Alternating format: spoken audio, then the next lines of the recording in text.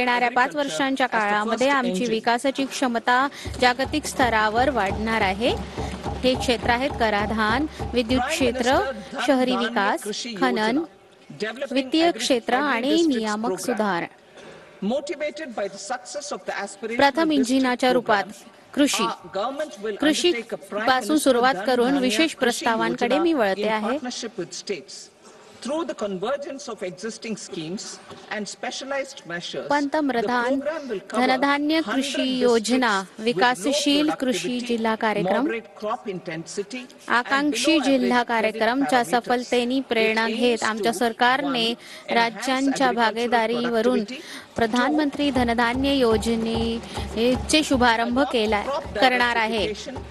विशिष्ट उपाययोजनाच्या अभिसरणाच्या माध्यमातून कमी उत्पादकता, कमी पिकांची रोपणी 100 जिल्ह्यांना यात समाविष्ट करण्यात येणार आहे। याचा उद्देश संपर्क कृषी उत्पादकता 2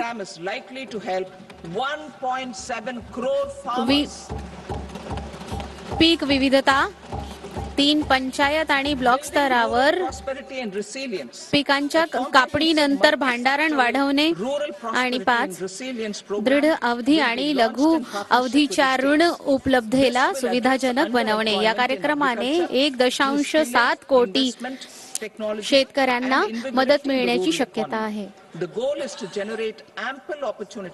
ग्रामीण संपन्नता आणि अनुकूलन निर्माण, एक व्यापक बहुक्षेत्रीय ग्रामीण संपन्नता आणि अनुकूलन निर्माण कार्यावर राज्यांच्या भागीदारीवरून तयार करण्यात येईल, ज्यामुळे कुशलता, गुंतवणूक, कृषीमध्ये कमी रोजगाराचे उपाययोजना करता येईल आणि ग्रामीण अर्थव्यवस्थेमध्ये नवीन जीव येईल।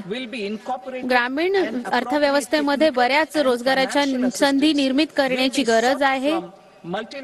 हा कार्यक्रम ग्रामीण महिला, तरुण शेतकरी, उपेक्षित आणि छोट्या शेतकऱ्यांना आणि भूमिहीन कुटुंबांना वर लक्ष केंद्रित करण्यात येणार आहे। जागतिक आणि घरेलू सर्व पद्धतींना यात समाविष्ट करण्यात येईल आणि विकास बँकांकडून तांत्रिक गोष्टींची मदत घेता येईल। 100 विकासशील कृषी जिल्ह्यांना यात समाविष्ट करण्यात येईल।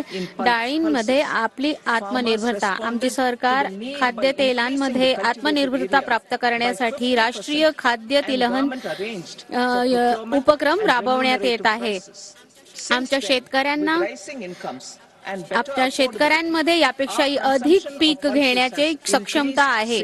डाळींच्या पिकांमध्ये वाढ करण्यासाठी वाढ करण्यात आली आहे।